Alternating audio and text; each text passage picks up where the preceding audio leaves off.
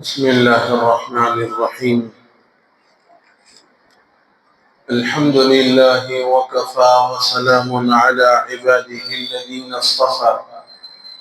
وعلى آله وأصحابه المجتبى، أما بعد، فأعوذ بالله من الشيطان الرجيم.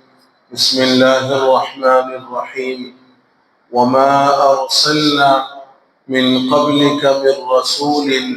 إلا نوحي إليه أنه لا إله إلا أنا فاعبدون. وقال صلى الله عليه وسلم: من مات وهو يعلم أن لا إله إلا الله دخل الجنة،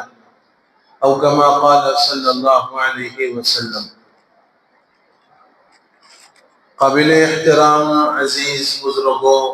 نوجوان بھائیوں،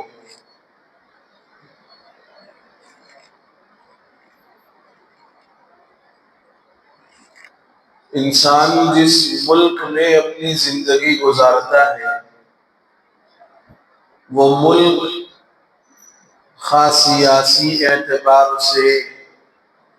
اقتصادی اعتبار سے اور یہاں کے بود و باش، رہنے سہنے کے اعتبار سے کسی بھی درجے پر کیوں نہ ہو، لیکن انسان کو اپنی جائے پیدائش سے محبت ہوتی نہیں۔ انسان چاہے پیدا ہونے کے بعد کسی بھی جگہ جا کر اپنی زندگی کو بسا لے، اپنا مسکن، اپنا ٹھکانہ کسی اور جگہ کو یا اور ملک کو بنا لے، لیکن جو اس کی جائے پیدائش ہے وہ اپنی جائے پیدائش سے بے پناہ محبت کرتا ہے۔ اسی لیے آپ لوگوں نے دیکھا بھی ہوگا، سنا بھی ہوگا کہ غیر ملک میں رہنے والے ہندوستانی لوگ جب اس غیر ملک میں کوئی بڑا ہندوستانی رتبے کے اعتبار سے، نام کے اعتبار سے، منصب اور عہدے کے اعتبار سے، سیاسی ہو یا پھر کوئی اور شعبہ حیات سے اس کا تعلق ہو، جب وہ پہنچتا ہے تو اس ملک کے تمام باشندے اس کے استقبال کے لیے، اس کے پروگرام میں شرکت کے لیے، اس سے ملاقات کے لیے لازمی طور پر حاضر ہوتے ہیں۔ یہ ہمارا مشاہدہ ہے، تجربہ ہے۔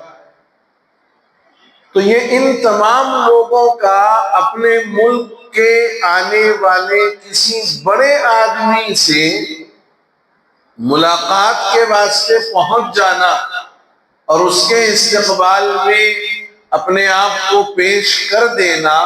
یہ اس بات کی صاف اور واضح دلیل ہے کہ اسے اپنے ملک سے اور اپنے ملک کے آدمی سے بے پناہ محبت۔ مثال کے طور پر والد صاحب نے ایک مکان بنایا، والد صاحب نے ایک مکان بنایا اور ان والد کے 3 یا 4 بیٹے ہیں۔ اب اس میں ہر فلور پر ایک ایک بیٹے کو رکھا گیا اور ساتھ میں ہر فلور پر ڈبل پورشن بنایا گیا کہ بھئی ایک میں تم رہو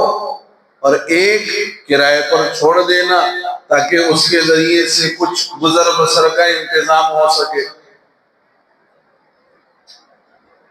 40s تک پہنچنے سے پہلے یہ میرا مشورہ ہے، یہ میرا مشورہ ہے، 40s تک پہنچنے سے پہلے اتنی رقم جمع کر لینا کہ کم از کم 150-200 گز پر G+4 G+5 مکان بنا لینے کے اتنے پیسے جمع کر لینا 40s تک پہنچنے سے پہلے۔ سمجھ رہے ہیں آپ؟ جب 40s میں قدم رکھو تو اس کارروائی کو شروع کر دو، زمین دیکھو، خریدو، پھر اس پر مکان بناؤ، اور اس قسم کا جو میں نے کہا کہ G+3 G+4 جتنا آپ کا اپنا بجٹ ہے اس کے اعتبار سے وہ بننے تک کم از کم سال، 1.5 سال، 2 سال جو بھی عرصہ لگ گیا، تو ادھر بچے بھی بڑے ہو جاتے، تھوڑا شعور کو پہنچ جاتے، اور والد صاحب قوا کے اعتبار سے اگر اتنے مضبوط نہیں ہوئے تو کم از کم ماہانہ چابی پھرانے کی نوکری کر لینا۔ سمجھتے آپ چابی پھرانے کی نوکری؟ مہینہ ہوتے ہی گاڑی پہ بیٹھ کے چابی پھرانا، جا کے کرایہ وصول کرنا، اس کرایہ سے اپنی زندگی آرام سے گزارنا۔ یہ میرا مشورہ ہے، میں کوئی شرعی حکم نہیں بتا رہا ہوں، وہ آپ اپنے اعتبار سے، اپنے جو ہے احوال کے اعتبار سے جو بہتر سمجھے وہ کرے آپ، لیکن میں نے یہ مشورہ دیا، اور ایسا مشورہ بالخصوص ہماری نیو جنریشن کو دینے کی سخت ترین ضرورت ہے۔ اور نیو جنریشن بھی یہ بات ذہن سے نکال دے کہ والد صاحب چھوڑ کے جائیں گے تو اپن کچھ کریں گے، غلط فہمی ہے۔ والد صاحب رکھ کے جائیں گے تو اپن کریں گے، یہ غلط فہمی ہے۔ آپ اپنے بل پہ کام کرو، آپ اپنے بل پہ کام کرو۔ بہرحال بات کہیں اور چلی گئی۔ میں یہ عرض کر رہا تھا کہ مکان بنایا گیا اور 4 فلور ڈالے گئے، ہر فلور پر ایک ایک بیٹے کو رکھا گیا، اور ڈبل پورشن ہونے کی وجہ سے ہر بیٹے سے یہ کہا گیا کہ تمہارے فلور کے تم مالک اور ضامن ذمہ دار ہو، تم چاہو تو اس دوسرے کو بھی استعمال کر لو یا کرائے پر لگا دو۔ ہر بیٹے نے اپنے ڈبل پورشن والے حصے میں ایک کرایہ دار کو اتار دیا۔ اب آپ سے میرا یہ سوال ہے کہ کیا اس مکان میں رہنے والے ان 4 بیٹوں سے یہ سوال ہوگا کہ تمہیں اس گھر سے محبت ہے یا نہیں، یا ان کرایہ داروں سے سوال ہوگا کہ تمہیں اس گھر سے محبت ہے یا نہیں جس میں تم کرائے سے رہ رہے ہو؟ سوال کس سے ہوگا؟ مکاندار سے کوئی سوال نہیں ہوگا، اس لیے کہ مکان اس کا اپنا ہے، اور اس کو اپنے مکان سے لازمی طور پر محبت ہے۔ اگر اس کو محبت نہ ہوتی تو اپنے مکان کے لیے وہ اتنا جتن نہ کرتا، اتنی محنت نہ کرتا، اتنی تگ و دو اپنے مکان کے لیے یہ اپنی زندگی میں نہ کرتا۔ اب سوال جو ہوگا وہ اس کرایہ دار سے ہوگا کہ بھیا تم اس مکان میں رہتے ہو، تمہیں اس مکان سے محبت ہے یا نہیں ہے؟ یہ بات سمجھ میں آئی؟ یہ بات سمجھ میں آئی؟ آپ جب اپنا مکان بنائے، آپ اپنے مکان میں رہے تو دردی کے ساتھ رہتے، میرا مکان ہے، زیادہ کیلے نہیں ٹھوک لینا، زیادہ کھٹکوں کو ادھر ادھر نہیں کرنا، دروازے ذرا بھڑ دھڑ ایسا نہیں بند کرنا۔ ارے ہوتا نہیں ہوتا؟ وہی کرایہ دار آپ کے مکان میں آیا تو انہیں وہاں ٹھوکتے رہتا، لیکن ٹھوکا دل میں جاتے رہتا۔ Am I right؟ کیا مطلب؟ اس لیے کہ آپ کو اپنے گھر سے محبت ہے، تبھی تو آپ کو اس کے بیجا کیل ٹھوکنے پر بھی تکلیف ہو رہی ہے، حالانکہ وہ اس کے لیے بجا ہوگا، حالانکہ وہ کیل ٹھوکنا اس کرایہ دار کے لیے بجا ہوگا، وہ کیل اپنی ضرورت کے لیے ٹھوک رہا ہوگا، لیکن مکاندار کو یہ سمجھ میں آئے گا کہ بھائی اتنی کیا ضرورت پڑ گئی جو غیر ضروری کیل ٹھوک رہا۔ اور جب کرایہ دار اپنے مکان کو خالی کر کے جاتا تو مکاندار آ کے سب سے پہلے کیا دیکھتا؟ دیوارہ دیکھتا، کتنے کیلا ٹھوک کے رکھا ہوا ہے نہیں بھائی؟ تو میرا سوال یہ تھا کہ یہ سوال کہ بھائی تمہیں اس مکان سے محبت ہے، یہ سوال مکاندار سے نہیں کیا جائے گا، کرایہ دار سے کیا جائے گا۔ اگر اس کو اس مکان سے محبت ہے جس کے اندر وہ رہ رہا ہے، جو اس کے لیے چھت اور آسرے کا ذریعہ بنا ہوا ہے، تو اسی سے سوال ہوگا کہ تمہیں اس مکان سے محبت ہے یا نہیں ہے۔ اتنی بات اگر میری سمجھ میں آئی تو اب آگے کی بات جو عرض کر رہا ہوں وہ بڑی توجہ سے سمجھنے کا ہے کہ ہم اس مکان کے متعلق جو سوال کیے کرایہ دار سے کیے، حصے دار سے نہیں کرے۔ ہم نے سوال محبت کا مکان کے کرایہ دار سے کیا، حصے دار سے نہیں کیا۔ بالکل ایسے ہی مسلمان اس ملک کا حصے دار ہے، کرایہ دار نہیں۔ جیسے یہ بات سمجھ میں آئی ہو تو بالکل ایسا ہی مسئلہ ملک کے اندر مسلمانوں کا ہے کہ مسلمان اس ملک کا حصے دار ہے، کرایہ دار نہیں ہے، کرایہ دار نہیں ہے۔ لہذا مسلمانوں کو بار بار اپنے ملک سے، اپنے وطن سے محبت کی دلیل دینا پڑے، یہ بے وقوفی اور حماقت ہے۔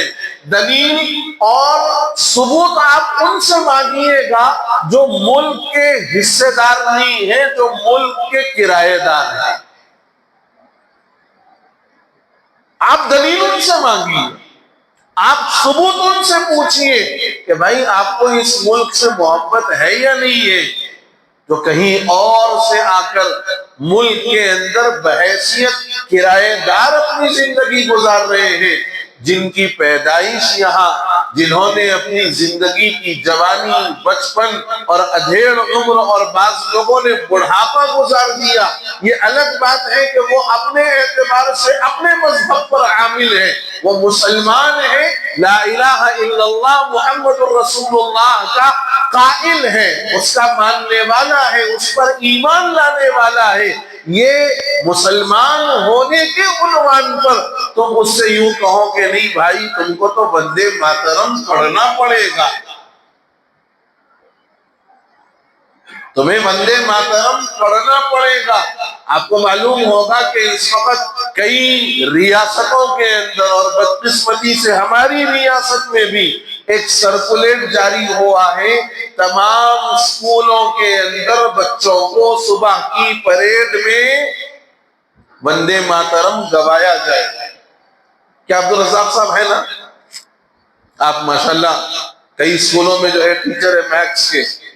تو آپ اسکول سے جڑے ہوئے ہیں، اس لیے میں سوال کر رہا ہوں۔ اس وقت یہ سرکولیشن چلا ہوا ہے اور باضابطہ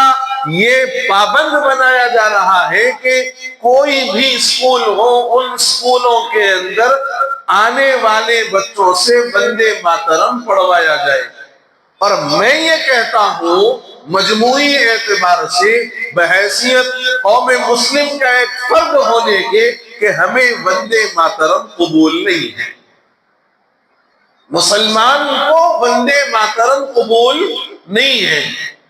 مسلمانوں سے آپ جنگل ون پڑھوائیے، پڑھ لیں گے، کوئی مسئلہ نہیں، لیکن وندے ماترم اور اس کے اندر موجود جو کفریہ اور شرکیہ جملے ہیں، الامان والحفیظ، اس ترانے کے اندر پائے جانے والے جملے بولنے والے کو چاہے وہ عقیدے کے اعتبار سے بول رہا ہو یا نہ بول رہا ہو، لیکن الفاظ کا استعمال کرنا اور ان الفاظ کا زبان پر لانا آدمی کے لیے ایمان سے خارج ہونے کے خطرے کو بڑھا دیتا ہے۔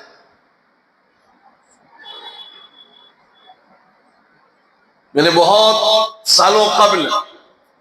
2011 یا 12 کے اندر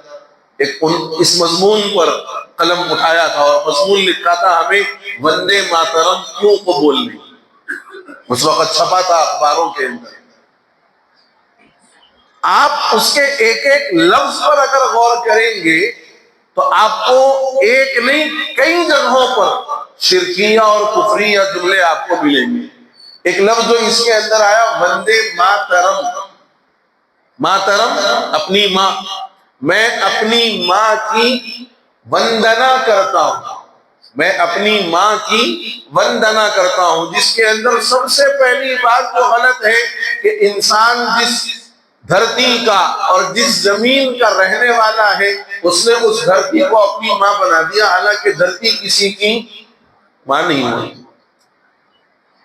دھرتی کسی کی ماں نہیں ہوتی۔ اس کے بعد وندنا کا جو لفظ ہے سنسکرت زبان کا لفظ ہے، آپ اس کی تحقیق کریں، وندنا کے اندر تعظیم کا معنی بھی ہے، وندنا کے اندر پوجا کا معنی بھی ہے، اور وندنا کے اندر عبادت کا بھی معنی ہے۔ وندنا کے اندر یہ کئی سارے معنی موجود ہیں، اور آگے چل کر جو اس کے اور جملے ہیں اس کے اندر یہ بھی ہے کہ درگا کو میں اپنی ماں سمجھ کر اس کے لیے اپنے آپ کو جھکانے کو تیار اور اس کے سامنے مر مٹنے کو تیار۔ آپ تحقیق کریے، اور گوگل کے اندر اور دوسری جو ویب سائٹ ہے جہاں پر ان چیزوں کی تحقیق ہو سکتی ہو، آپ تحقیق کر کے دیکھ لیں کہ وندے ماترم شروع سے اخیر تک کفریہ اور شرکیہ جملوں پر مبنی ترانہ ہے، اور مسلمان بحیثیت ایمان والا ہونے کے یہ عقیدہ رکھتا ہے کہ اللہ کے سوا کوئی معبود نہیں، اللہ کے سوا کوئی معبود نہیں۔ جو کلمہ ہم پڑھتے ہیں لا الہ الا اللہ محمد الرسول اللہ صلی اللہ تعالی علیہ وسلم، اس میں دو اعتبار سے اللہ وحدہ لا شریک لہ کے لیے معبود ہونے کا عقیدہ ہے۔ اللہ معبود ہے اور اللہ کے علاوہ کوئی غیر معبود نہیں ہو سکتا۔ اس بات اور نفی، پازیٹو اور نیگیٹو دونوں طریقے سے یہ بات اس کلمے کے اندر بتائی گئی کہ معبود برحق صرف اللہ ہے، سوائے اللہ کے کوئی عبادت کے لائق نہیں۔ لا الہ، کوئی معبود نہیں، نہ زمین معبود، نہ درخت معبود، نہ سورج معبود، نہ چاند معبود، کوئی معبود نہیں۔ لا الہ یہ نفی کے اعتبار سے پہلے انکار کر دیا کہ کوئی معبود ہو ہی نہیں سکتا، الا اللہ، سوائے اللہ کے، سوائے اللہ کے۔ تو پہلے انکار کیا کہ کوئی معبود ہو ہی نہیں سکتا، پھر بعد میں اقرار کیا کہ اگر معبود کوئی بن سکتا ہے تو وہ اللہ کی ذات بابرکت، وہی ذات ہے جو عبادت کے لائق ہے۔ اب آپ وندے ماترم اگر پڑھیں گے یا اپنی نسلوں کو پڑھوائیں گے تو میرے بزرگوں یاد رکھو، یہ آہستہ آہستہ ان بچوں کے ذہنوں میں خاموش طریقے سے کفر کے، شرک کے اور اپنے ایمان اور عقیدے سے ہٹنے کے وہ گندے جراثیم ہیں جو آج اس سرکولیشن کی وجہ سے ان بچوں تک پہنچائے جا رہے ہیں۔ مسلمان تو یہ عقیدہ رکھتا ہے۔ ایک صحابی اللہ کے رسول علیہ السلام کی خدمت میں حاضر ہوئے، فرمایا یا رسول اللہ مجھے کچھ نصیحتیں فرمائے۔ حضور نے فرمایا میری پہلی نصیحت یہ ہے کہ تم اللہ کے ساتھ کسی کو شریک نہ کرو، چاہے تمہیں مار دیا جائے، چاہے تمہیں آگ میں جلا دیا جائے۔ اس حدیث کو اپنی اولاد اور اپنی نسلوں کو بار بار بتانے کی ضرورت ہے، اور اس حدیث کے ذریعے سے یہ بات سمجھانے کی ضرورت ہے کہ اللہ نے اور اللہ کے رسول صلی اللہ علیہ وسلم نے عقیدہ توحید کی اتنی بڑی اہمیت بیان فرمائی، صاف الفاظ میں فرمایا کہ اللہ کے ساتھ کسی کو شریک مت کرنا، چاہے تمہیں ٹکڑے ٹکڑے کر دیا جائے، وَإِن قُتِلْتَ وَإِن حُرِّقْتَ، چاہے تمہیں ٹکڑے ٹکڑے کر دیے جائیں، ختم کر دیا جائے، قتل کر دیا جائے، آگ میں جلا دیا جائے، قتل ہو جانے کو برداشت کر لینا مگر اللہ کے ساتھ شریک نہ کرنا، آگ میں جل جانے کو تیار ہو جانا مگر اللہ کے ساتھ شرک مت کرنا۔ فرمایا کہ آخرت کے دن دو ہی کسوٹیاں ہوں گی، آخرت میں صرف دو کسوٹیاں ہوں گی۔ ایک کسوٹی وہ ہوگی کہ جو اس کسوٹی پر اترے گا وہ اہل جنت ہوگا، اور دوسری کسوٹی یہ ہوگی کہ جو اس کسوٹی پر آئے گا وہ اہل جہنم ہوگا، اہل دوزخ ہوگا۔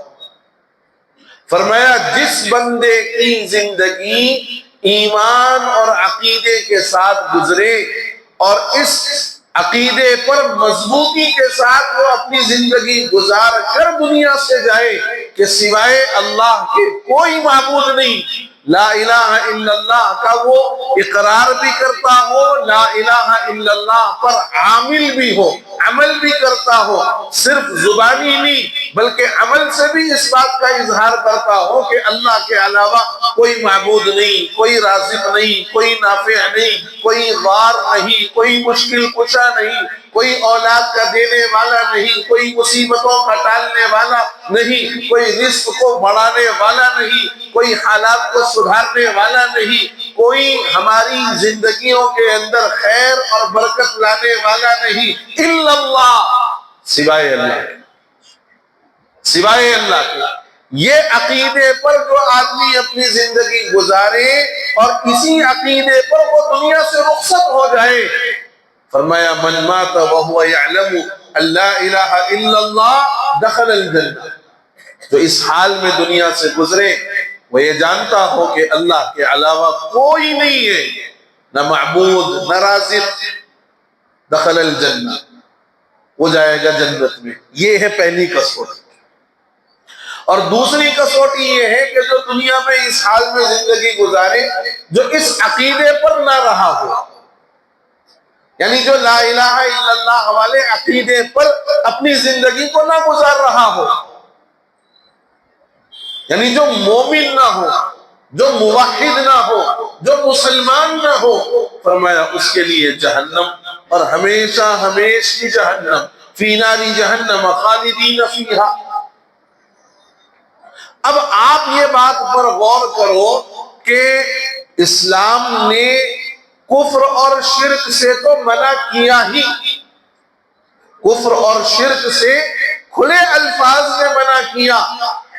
شائبہ کفر اور شائبہ شرک سے بھی منع فرمایا۔ شائبہ بولے تو، شائبہ بولے تو جیسے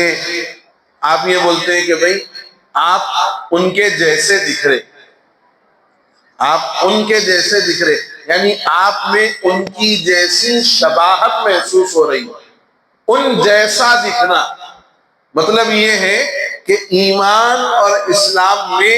اس بات کی بھی اجازت نہیں ہے کہ آپ کوئی ایسا عمل کریں جس عمل میں کفر اور شرک جیسی بو آئے۔ صحابہ کرام رضوان اللہ علیہم اجمعین جب اسلام کا پرچم عام ہوا، عرب کے علاوہ عجم کے اندر بھی اسلام جو ہے پھیلتا گیا، دعوت لے کر کے صحابہ پہنچے ہیں، ملک در ملک گئے ہیں، تو جب صحابہ عجم کے اندر پہنچے تو وہاں دیکھا کہ عجم کے باشندے، عجم کی رعایا اپنے بادشاہ کو جا کر نہ صرف یہ کہ جھک کر شاہی سلام پیش کرتی ہے بلکہ اس کے سامنے سجدہ ریز بھی ہو جاتی ہے۔ صحابہ نے یہ عمل دیکھا وہاں پر،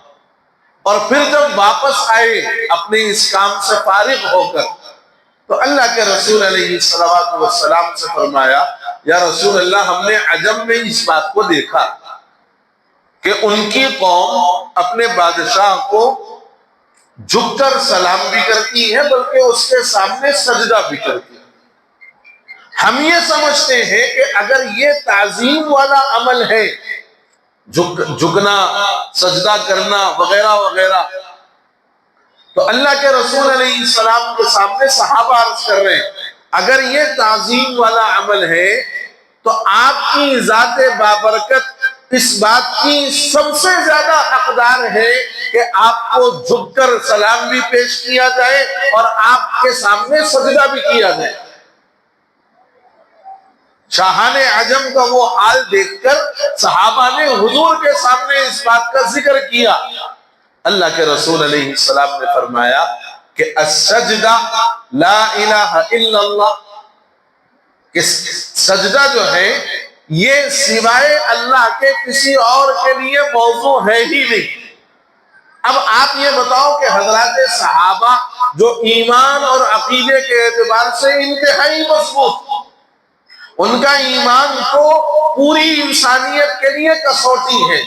قرآن کہتا ہے آمنوا کما آمن الناس، ایمان ایسے لاؤ جیسے ان لوگوں نے ایمان لایا تھا۔ کن لوگوں نے؟ حضرات صحابہ نے۔ تو ان کا ایمان تو پوری دنیا کے لیے، پوری انسانیت کے لیے کسوٹی ہے،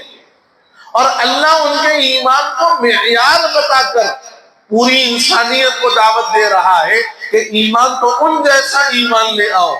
لیکن جب صحابہ نے حضور سے کہا کہ یا رسول اللہ، شاہان عجم کے پاس یہ دستور ہم نے دیکھا کہ وہ اپنے بادشاہوں کی ایسی تعظیم کرتے ہیں، ہمارے لیے تو آپ ہی سب سے بڑے بادشاہ ہیں دنیا میں، اور آپ سے زیادہ معزز تو کوئی ہے نہیں، لہذا ہم بھی چاہتے ہیں کہ ہم آپ کی خدمت میں ایسے ہی سلام اور سجدے کے انداز میں آپ کی تعظیم پیش کریں۔ حضور نے منع فرمایا، کہا کہ سجدہ سوائے اللہ کے، جھکنا یعنی رکوع سوائے اللہ کے کسی اور کو سزاوار نہیں ہے۔ اب آپ یہاں غور کرو کہ حضور نے صحابہ کے اس جذبے کے باوجود اور محبت اور عقیدت کی اس بے پناہ صحابہ کے جذبے کے باوجود حضور نے منع فرمایا کہ نہیں، یہ عمل نہیں کر سکتے، جبکہ صحابہ ایمان میں بڑے مضبوط ہیں، اور حضور کو معلوم بھی ہے کہ حضرات صحابہ کا ایمان اور ان کا ایمان کا معیار کس درجے پر ہے، لیکن حضور نے منع فرمایا، اور منع فرما کر پوری انسانیت کو اس بات کا گویا درس دیا کہ کھلے انداز میں کفر و شرک تو منع ہے ہی، وہ تو حرام ہے ہی، شرک اور کفر کا شائبہ اس جیسا عمل اگر کوئی نظر آ سکتا ہے، وہ عمل کرنے کا بھی مسلمان حقدار نہیں ہے، وہ کام نہیں کر سکتا مسلمان۔ اسی لیے اس وقت جو عصری تعلیمی اداروں کے اندر یہ جو وبا اس وقت میں پھیلائی ہوئی ہے RSS کی طرف سے اور ہندوؤں کی دیگر تنظیموں کی طرف سے کہ بھائی وندے ماترم کو لازم کرو، پڑھواؤ اپنے اپنے اسکولوں میں، تو میں ان تمام مسلمان والدین سے بہت جو ہے درد مندانہ گزارش کرتا ہوں کہ اول تو آپ اسکول مینجمنٹ کے پاس جا کر اس بات کے لیے ان کو تیار کر لیں کہ بھئی آپ پڑھوانا ہو پڑھواؤ، لیکن ہمارے بچے نہیں پڑھیں گے، ہمارے بچے اس وقت میں آئیں گے جب یہ پیریڈ یعنی یہ جو پریڈ ہے آپ کا پریئر جو ہوتا ہے یہ ختم ہو جائے، اس کے بعد ہمارے بچے آئیں گے۔ آپ اپنے بچوں سے متعلق اس بات کی یقین دہانی کر لیں اور اپنے بچوں سے روزانہ اس سلسلے میں پوچھتے بھی رہیں کہ بیٹے کیا آپ کے ساتھ کوئی زبردستی تو نہیں ہوگی اسکول کے اندر کہ بھئی تم پڑھو ہی پڑھو۔ میں مسلمان والدین سے کہنا چاہ رہا ہوں، اور اگر اسکول انتظامیہ نہیں سنتا ہے تو بورڈ آف ایجوکیشن میں آپ اس سلسلے میں اپنی کارروائی کریں، اور وہاں اس سلسلے میں جو قانونی اعتبار سے کام ہو سکتا ہے وہ کام کریں، لیکن یہ یاد رکھیں کہ مسلمانوں کو کسی بھی حالت میں وندے ماترم قبول نہیں ہے، اس لیے کہ مسلمانوں کو وندے ماترم سے زیادہ لا الہ الا اللہ کی اہمیت، محمد الرسول اللہ ہمارے دلوں کے اندر، ہمارے خون و جگر کے اندر بالکل ایسا راسخ ہے کہ ہم اس عقیدے کے رہتے ہوئے کسی بھی قسم کے شرکی یا کفری یا جملوں کو زبان پر لانا تو دور کی بات ہے، اس کا تصور بھی نہیں کرنا چاہتے۔ تو یہ والدین کی ذمہ داری ہے، والدین اس سلسلے میں اسکول مینجمنٹ پر دباؤ بنائیں، اسکول مینجمنٹ پر دباؤ بنائیں کہ آپ پڑھواؤ، لیکن ہمارے بچے نہیں پڑھنے کے، ہمارے بچے اس میں شریک نہیں ہونے کے۔ اور اگر یہاں بات نہ بنے تو بورڈ آف ایجوکیشن جو ہوتا ہے ایک شعبہ ہے باضابطہ، اس شعبے میں جا کر کے اس سلسلے میں وقت کی شکل میں جائیں، کئی یعنی علاقے کے اعتبار سے، زون کے اعتبار سے ایسے جا کر کے اگر آپ کام کریں گے قانونی اعتبار سے تو پھر یقیناً اللہ کی مدد بھی آئے گی۔ اصل میں مسئلہ یہ ہے نا کہ حرکت کرے تو برکت ہوتی، اٹھ باندھ کمر کیا ڈرتا ہے، پھر دیکھ خدا کیا کرتا ہے۔ علامہ اقبال نے ایسے ہی موقعوں کے لیے کہا تھا کہ جہاں کھلے عام شرک اور کفر کی دعوت دی جا رہی ہو اور صاحب ایمان کے باوجود اس پر خاموش بیٹھ جائے، تو علامہ اقبال نے کہا اے طائر لاہوتی اس رزق سے موت اچھی، اے طائر لاہوتی اس رزق سے موت اچھی، جس رزق سے آتی ہو پرواز میں کوتاہی۔ یعنی پرواز میں عزت نفس پر اگر کوتاہی آ جائے، آدمی ایسی جاب پر، ایسی نوکری پر جو ہے دوسری مرتبہ نظر اٹھا کر کے نہ دیکھے، اس لیے کہ انسان کے لیے سب سے اہم چیز اس کی عزت ہے۔ لوگ اپنے ضمیر کا سودا کر دیتے ہیں چند ٹکوں کے خاطر، تو ایسی نوکری اور ایسا جاب اور ایسا کام کہ جس سے ایمان کے پرواز میں کمی آ جائے، تو میں یہ نہیں سمجھتا کہ ایمان کی جو ہے دھجیاں اڑتی رہیں اور ہم قصیدے خانیاں کرتے رہیں۔ اس لیے ضرورت ہے اپنی نسلوں کے دین و ایمان کے تحفظ کی، اور کھلے الفاظ میں اسکول کے مینجمنٹ اور ذمہ داروں سے بات کرنے کی کہ آپ یا تو یہ قانون آپ ہمارے بچوں کے لیے لازم نہ کریں، اور اگر نہیں وہ بھی نہیں سنتے ہیں تو پھر بورڈ آف ایجوکیشن میں آپ اس سلسلے میں جو قانونی کارروائی ہو سکتی ہے وہ کریں، مگر اپنے بچوں کو اس کفریہ اور شرکیہ ترانے کے گوانے سے محفوظ رکھیں۔ اللہ مجھے آپ کو کہنے اور سننے سے زیادہ توفیق عمل نصیب فرما دے، آمین یا رب العالمین۔ وآخر دعوانا ان الحمد للہ رب العالمین۔